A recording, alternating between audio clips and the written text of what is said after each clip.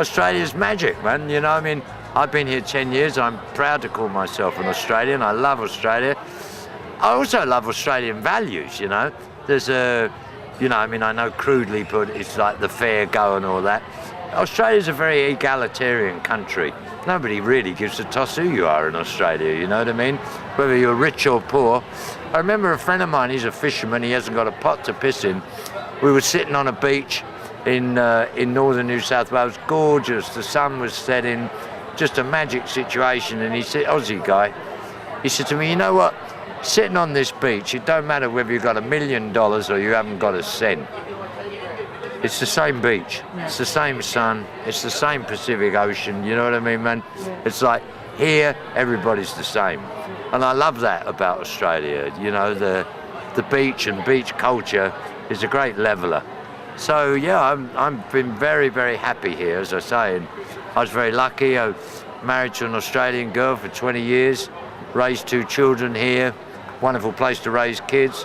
So I love Australia, and millions of other people have emigrated here who love it, you know, and I love it for the same reason they love it. Yeah, yeah. You know, the weather, the people, and the whole Australian way of looking at things I like, you know. And we might see some younger Cutlers in the sporting scene at some time in the near future. You never know. My oldest son's a killer cricketer. I just saw him last weekend, 95 not out off 75 balls.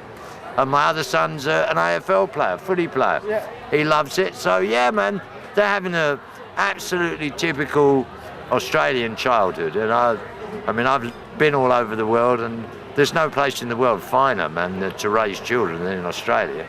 That's for sure.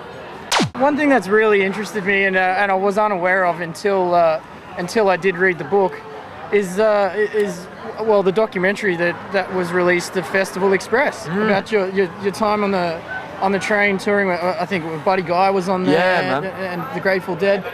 Janice Joplin, the band. What was that like? That was well, it was the ultimate party, really. Yeah. It was one giant piss up on a private train that was supposed to go from Toronto to Vancouver. It only made it as far as Calgary. By the time they got to Calgary, they'd lost $2 million, and they pulled the pin. But it was wonderful. It was an amazing, fabulous time. It had this giant train, private train, with like a restaurant car, sleeping cars, and then they had 2 cars where they took all the seats out, so they're empty, and that's where musicians could play. Yeah. So it was non-stop music from some of the finest musicians in the world, and non-stop drinking basically, and taking various nefarious substances. So it was just an unbelievable party, and every single person that, you know, played at it or that was on the train just looks back on that with yeah, well, I've been to some parties in my life, but that was like the party to end all parties. It was fantastic. Now, the gentleman who funded that tour, he was the heir to the equivalent to what Coles would be here in Australia? A Woolworths, yeah. A Woolworths? Yeah. And he just... Yeah, he was a freak in those days, long-haired freak.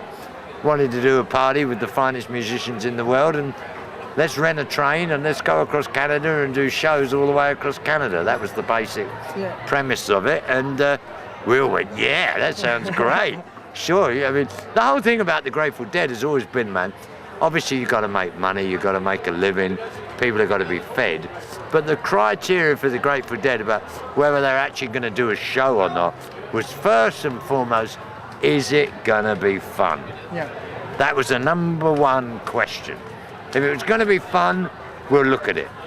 If we couldn't see any kind of fun element in it, well, why would you bother? You know what I mean? So this just looked like fun, and it was fun, albeit it lost a fortune. But the guy that was, financing it was able to lose. It would be like you or I putting $10 up. Yeah. He was a very wealthy man. He had a wonderful time, and he created a bit of rock and roll history. Another bit. He certainly did that. Yeah. Well, during that trip, and obviously there was the protesting for the free concert sort of stuff. Did you sort of think back to Altamont when that started happening? Thought, oh shit, not again. This is not going to happen again. Well, not on such a large scale. Interestingly, you know, man, like there was a period, you see, when a section of the public, a minority, but nonetheless a very vocal minority, believed that all music should be free. And they were resisting the corporatization of the music industry. So the problem with that was, as Garcia quite rightly pointed out, was that he plays music, can't he earn a living from it? Yeah. You know what I mean? How do musicians earn money or make money or support themselves if everything's for free? Yeah. Well, the Grateful Dead played for free for the first 4 or 5 years of their life.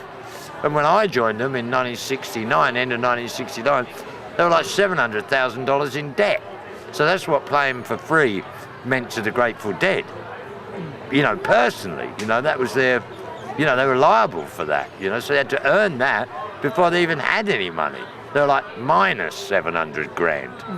So the desire for things to be free was at variance with the desire of musicians to actually have a crust of bread, something to eat, something to drink, and it was just unsustainable.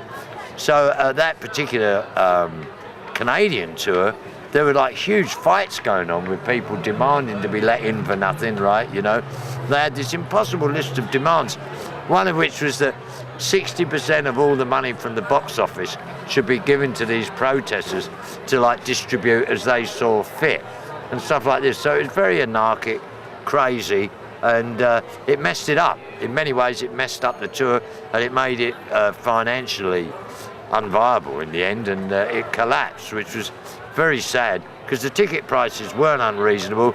It was one of the greatest lineups you'd ever wish to see.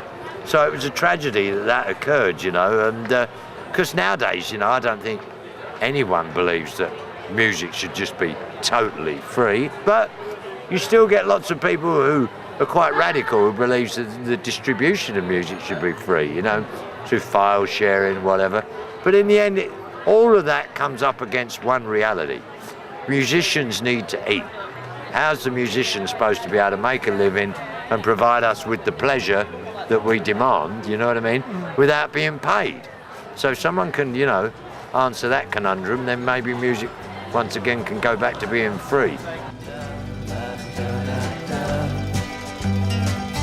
La, da.